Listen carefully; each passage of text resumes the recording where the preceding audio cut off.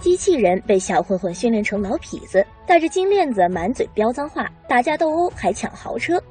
大家好，我是撩影，今天要为大家介绍的电影是《超能查派》。南非约翰尼斯堡原本是一座犯罪率居高不下的城市，几乎每天都有警察在抓捕罪犯的过程中流血牺牲。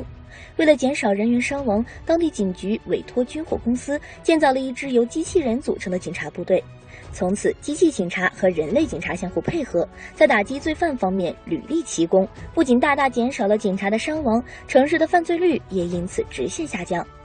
约翰尼斯堡一度成为了世界关注的焦点。与之相应，负责建造机器警察的军火公司股票大涨，各国购买机器人的订单络绎不绝，这让智能机器人的发明者迪恩一跃成为公司的核心骨干，前途一片光明。可迪恩并不满足于此，他一直在研究如何才能制造出一个拥有思考和感知能力的全智能机器。迪恩的成功引来了不少同事的妒忌，狼叔便是其中之一。其实，在人形机器人成功之前，还有一个大型机器人麋鹿，它的发明者正是狼叔。狼叔一直对人工智能非常反感，所以才制造出这款必须由人控制才能正常运行的机器人。但由于麋鹿体型笨重，杀伤力太过强大，而且操作较为复杂，不适合城市内部维稳使用，所以并没有大规模生产。尽管两人的竞争几乎已经进入白热化，但迪恩显然不屑于和任何人比较，他所有的心思都在如何制造出全智能机器人身上。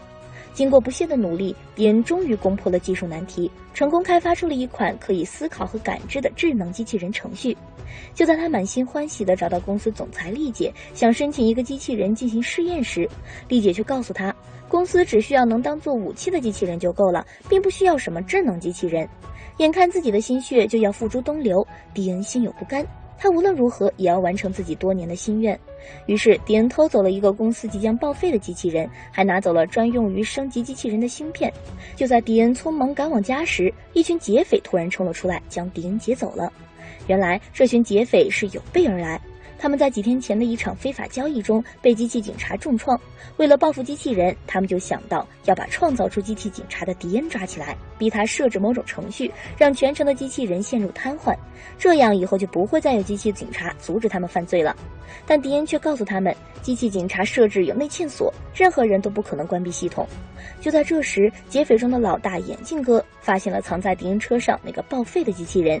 于是眼镜哥心生一计，命令迪恩将这个报废机器人改造成为一个专门用于帮助他们违法犯罪的流氓机器人。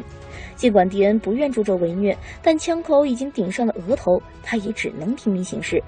很快，迪恩就熟练地将这台报废的机器人重新组装起来，并将自己编写的智能程序植入了机器人的系统里。没过多久，机器人成功复活，但此时的他程序刚刚启动，就像是一个婴儿，对外界的一切都毫无概念。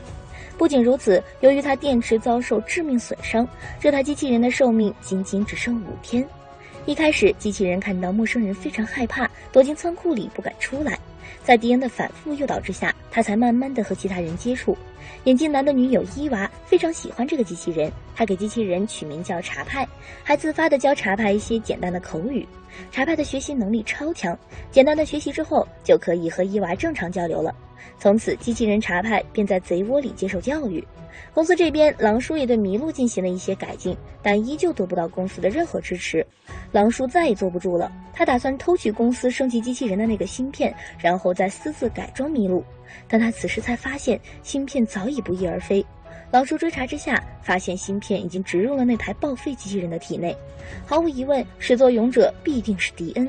第二天，狼叔就发动了攻击，他逼迫迪恩交出芯片，迪恩自然只口否认。短暂的交锋之后，狼叔意识到迪恩并没有他想象当中的这么容易对付，只能从长计议了。于是他偷偷地跟踪迪恩，果然顺利发现了查派的位置。此时的查派正在学习画画，迪恩不希望查派学会眼镜哥的那一套流氓习气，他有意引导查派用画画去感受生活的美好，用行动去守护内心的善良。没想到眼镜男看到后，愤怒地把迪恩赶走了。他只想让查派赶紧掌握杀人的本领，以便他们可以尽早地实施抢劫计划。为了让查派从心底里变得愤世嫉俗，充满仇恨，眼镜男将查派丢到了一处贫民窟。几个流氓看到机器人，全都不由分说地冲上来，对查派大打出手。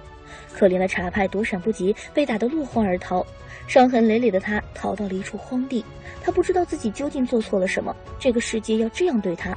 查派无助地抚摸着一条流浪的狗，此时他觉得自己像极了这条无家可归的狗，可更为残酷的还在后面。一路尾随的狼叔这时突然出现，他用专业的仪器不费吹灰之力就抓住了查派，然后残忍地锯掉了查派的一条胳膊。在取走查派身上的芯片之后，他本想彻底废掉这个机器人，没想到查派的求生欲被激发出来，慌乱中拼命地挣脱了束缚，惊险地逃脱过一劫。浑身是伤的查派找到了伊娃，当看到心爱的机器人如此景象时，伊娃心疼不已，大声斥责眼镜男的自私。好在仓库里还有一些零件，伊娃尝试着帮查派装上了新的手臂。不久之后，眼镜男又迫不及待地开始训练查派使用武器。查派的学习能力很强，尝试几遍之后，枪械飞镖他就已经可以百发百中。就这样，查派在一群小混混的培养下，迥然成了一个痞子，不但走路摇头晃脑，还学会了满嘴脏话。他们还给查派戴上了几条粗壮的金链子，将他彻底打扮成一副街头混混的模样。然后眼镜男把查派骗上了车，为了打消查派的顾虑，眼镜男骗他说迪恩给了他一个残缺的身体，不久他就会因为电池消耗殆尽而死去。抢劫就是为了帮查派更换电池。虽然一开始查派还有些挣扎，但生存的欲望还是令他决心铤而走险。按照眼镜男的吩咐，查派帮他抢劫了几台豪车。在一次次的行动中，查派逐渐变得心安理得，抢劫手法也变得得心应手。哪怕是知情后的迪恩反复相劝，查派都置之不理，因为他恨迪恩为什么要给自己一副残缺的躯体，为什么创造了自己又要眼睁睁地看着自己死去。此时的查派拥有的独立意识早已超出了迪恩的想象。另一边，拿到芯片后的狼叔重新潜回公司，他要做的第一件事就是彻底破坏迪恩的机器警察系统，只有这样，他所创造的麋鹿才有机会大显身手，被所有人重视起来。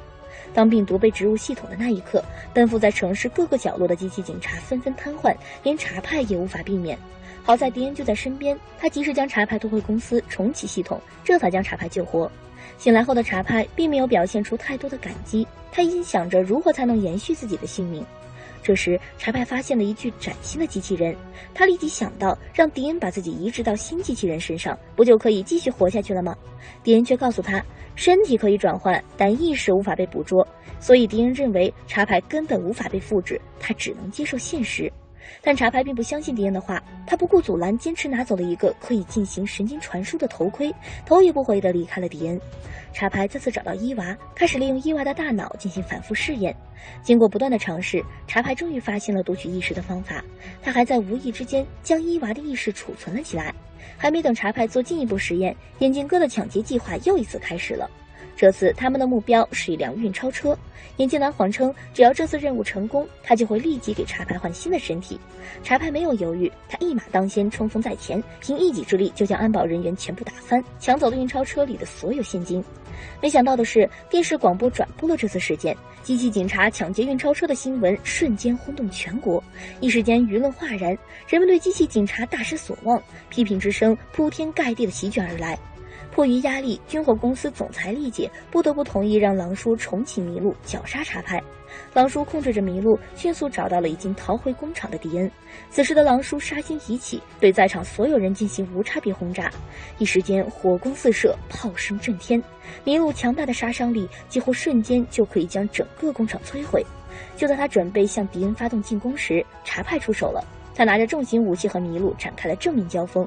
激烈的枪林弹雨之后，查派还是稍逊一筹，没能伤及麋鹿分毫。搏斗中，迪恩身负重伤，伊娃则被当场打死。查派发怒了，他当机立断引爆炸弹，将麋鹿炸得粉碎，然后带着迪恩杀回了公司，决心要将这一切的罪魁祸首狼叔彻底铲除。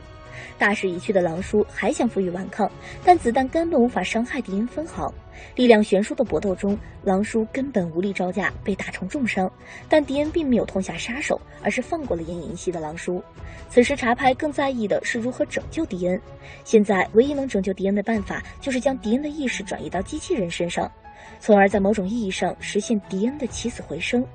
于是他把迪恩带回到公司实验室，将神经传输的头盔戴在了迪恩头上。很快，迪恩的意识被转移到了一个崭新的机器人身上。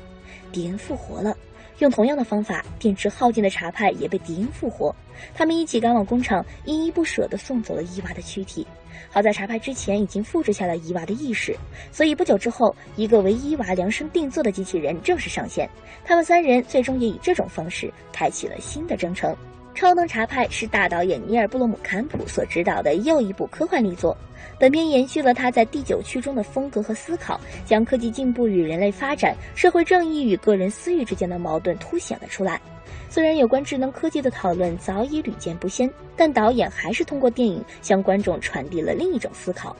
或许在不久的将来，人类真的可以实现意识的读取和复制，届时或许会成为一部分人的福音，又或许会成为一部分人的噩梦呢。好啦，今天的电影就为大家介绍到这里啦，我们下期再见，拜拜。